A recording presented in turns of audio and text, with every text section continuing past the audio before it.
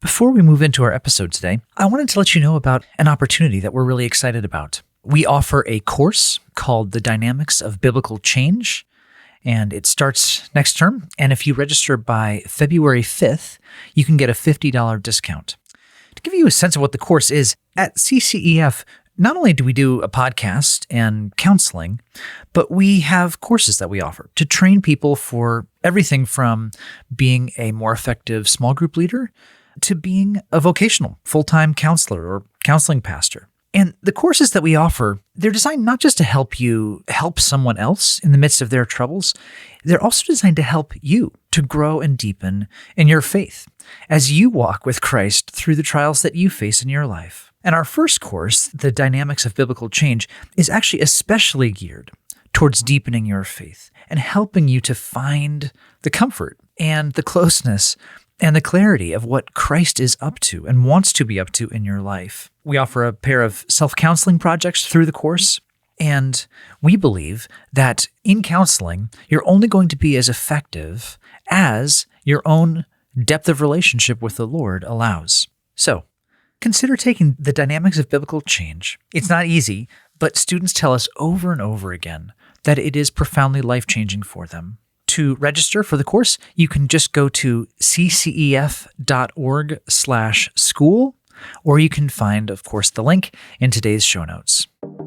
We learn from Jesus that we can face things we dread by clinging desperately to God in the midst of our dread. We run to Him just as Jesus ran to His Father in the garden. We have an example, and we have a hope of promises that we can cling to. Someday, you will be strong and healthy forever. Essential to our caring for each other is we actually move toward each other rather than wait for somebody to move toward us. Every person is wrestling with those two basic problems: problem of identity, problem of evil, whether it's coming at me or coming from within me. What is so remarkable in how the Bible approaches people in suffering, fully cognizant that they feel He's far away, is over and over and over again. It says He's near.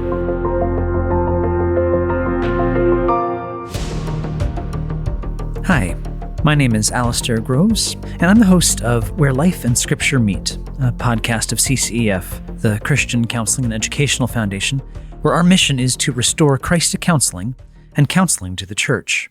For more resources and more information, you can always go to ccef.org.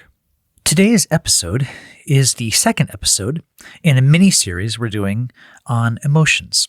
In particular, we're going to be looking at the emotions of Jesus and thinking about how understanding His emotions can help us understand our own. As we are going through the mini-series, we would love to get your questions. You can email us at podcast@ccef.org because the last episode of the mini-series is going to be responding to a handful of the best questions that we get over the course of this time. So please let us know. Reach out with your questions and your thoughts on emotions, and in particular on what we've been talking about over the course of this podcast, talking about the emotions of Jesus. For the first Emotion of Jesus episode, I wanted to talk about the emotion of dread. Jesus experienced dread at a particular moment in His life, and I think that's probably a bit of a surprise to most of us to hear it put that way. There are a lot of emotion words out there that live under the broad umbrella of fear, anxiety, terror, panic, worry, nervousness, fear, fright. The English language, it's a very rich language in thinking about emotions. There's a ton of different nuances that you get to emotion words in English. What I think is so interesting about the word dread is that dread, more than any other fear word, it actually highlights the idea that you know what is coming. Now that's interesting because most fear words, most fear emotion words, highlight that you don't know what is coming. Your anxieties and fears tend to swirl around what might happen, what could be coming your way in the future, and the fact that if that does happen, it will be bad. We've talked in previous episodes about how there is actually a good and godly and biblical, faithful way to say, hey, if that happens in the future, that's going to be bad. But dread, interestingly and somewhat uniquely, points to more or less exactly what is coming. And while there may be some uncertainties about exactly what it will be like, you know the nature of the pain and the trial that awaits you. And as we think about Jesus, and as we think about him in the Garden of Gethsemane, where I would say dread is the best word that we have to capture what he is experiencing, we can watch him knowing what is coming as he feels this anguish. So think about Jesus walking into the garden with his disciples. He goes apart to pray, and he is, in the next hours, going to face the falling asleep of his disciples. So they will be the people he is looking to watch and to pray with him, to speak on his behalf to his Father, who is calling him to this unbelievably painful road. And he knows that the people closest to him are going to fall asleep and are going to fail to walk with him through this difficulty and through this trial. He knows that he'll be facing false accusation from the leaders of the Jews, his own beloved people, the people specially called to be those who are faithful and those who worship, those who should have recognized him and exalted him as they sort of began to on Palm Sunday, right? Here's Jesus facing the full-out rebellion and betrayal of his own people and the injustice that will come from Pilate, who'll say, well, I find no guilt with him, but at the end of the day, if it's between keeping people happy and doing justice, I'm going to keep people happy, even if it means crucifying this man.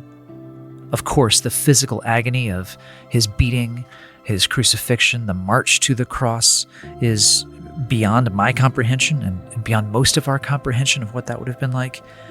And then, worst of all, and certainly beyond all of our comprehension, you have, my God, why have you forsaken me? You have the wrath of God falling upon his beloved Son. You have the distance created. You have all the unimaginable aspects of what it means for the Word of God, the second person of the Trinity, Jesus, God in human flesh, to be the object of all of God's anger and wrath. It's unfathomable what that would have meant. So Jesus is looking at a kind of suffering we cannot even fathom, although we can get our heads around some of the smaller pieces of it. And he knows what it's going to be like. He knows what is coming.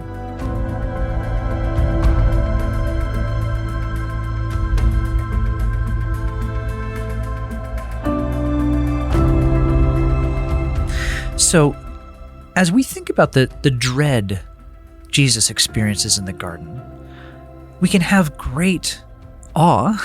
We can have some level of sympathy, some level of empathy, but it goes beyond our imagining. And what we need to most take away from this is we think about turning the corner towards, well, how does this help us with our own experiences of dread?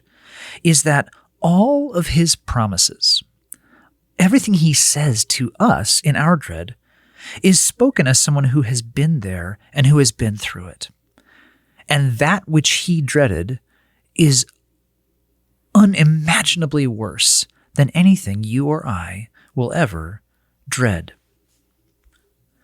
How does this touch down in our lives? Where do we encounter dread, and how does this help? Let me walk us through a couple of things that jump off the top of my mind of where we run into dread and how Jesus might meet us in that. And I'll sort of walk from the more common and lighter end of the spectrum towards the more difficult. I have kids who are getting older. I remember my own days in high school and college, and I'm thinking about coming into midterms and finals. The dread of, oh man, I'm going to have to sit in that room for hours and just experience the pressure and the anxiety and the dread of, I know it's coming and it happens tomorrow morning at 8:15 a.m. How does Jesus help you if you are dreading midterms and finals or the like? He's the one who says, I will be with you. And spoiler alert, I will be with you is going to be a piece of all that he will say to us in every situation, especially in situations of dread.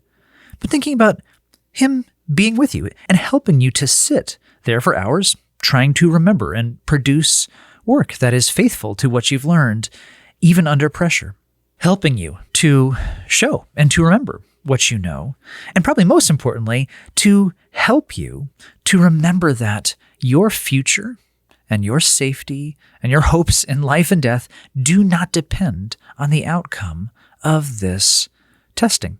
That examination is an appropriate and right thing to go through to say, how much of this have I retained? That's an important thing to know.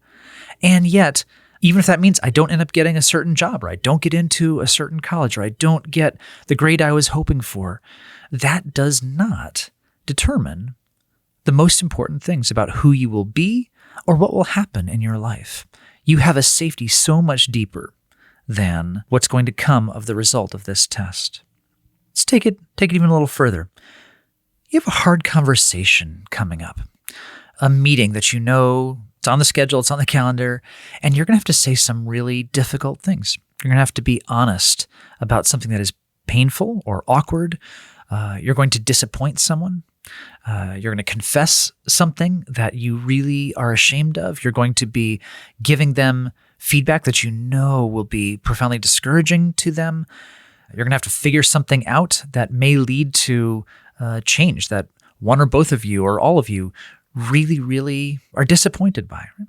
What is the comfort of Christ in such a moment as you dread that conversation coming?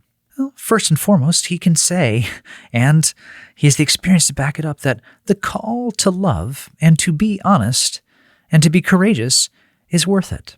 That loving someone in the midst of a hard conversation, loving someone enough to have a hard conversation, is never wasted. He can assure you. He has set the example for you to see that being brave, being kind, being compassionately focused on what is good or important or necessary, that is right and good, and that he will give you strength to follow where he leads. That if he says this is what's good in life, this is what is right for this meeting, this is you actually acting in obedience to my calling to love your neighbor as yourself through honesty, through courage, then he is going to supply a sufficient amount of strength for you to walk through that. Probably not to breeze through that, almost certainly not to go through without a single mistake or flaw, but to do what is necessary. He will be there in the power of his Spirit in your heart.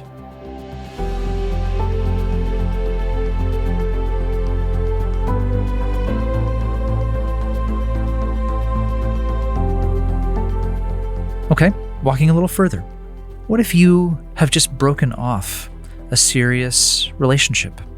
Perhaps even an engagement. Perhaps even you've just gotten divorced. In all these situations, you are facing the coming days, the coming months, perhaps even the coming years of being alone in a situation where you really thought you were going to be together. Well, again, Jesus speaks into the dread of that aloneness, the dread of that coming emptiness and time, and how will it be being without someone to whom I had given so much of my hopes and my dreams and my life. Again, he says, I will be with you. This particular relationship may have ended, or at the very least be profoundly and dismayingly different than you had planned on. He says, I will be with you. He says, I know what it is like to be left alone in one of my worst moments, and to be left alone by those who were there, who had committed to caring for me, to walking with me. And he says, my promise is that I will never walk away from you. No matter what happens in other relationships, whether someone has walked away from you and you did everything you could to stop it, whether you have realized, I need to actually break this off before we go further. I need to end this because that is what faithfulness to the Lord and to this other person actually looks like. And it would not be wise to continue down this path. Regardless, of how the walking away happens. It is unbelievably different with Jesus, who has said, I will never walk away. There will never be a situation. It will never be the call to walk away from my children. And so you can speak to me in the loneliness of this, in the heartache of this, just as I spoke to my Father in the Garden of Gethsemane. You have that access to me. You have that access to my Father. The Spirit in your heart is a living invitation to come and to actually know more deeply a relationship with me that cannot end and won't end even after death itself. Speaking of death, what about when a loved one is given a terminal diagnosis and you dread that day? You know what is coming.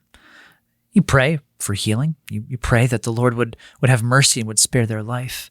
And yet, unless he intervenes with a miracle, that this will be the end. And even if he does intervene with a miracle, the end will still come someday, some years from now. And it will never feel right and good. What does it mean to dread the loss of a loved one?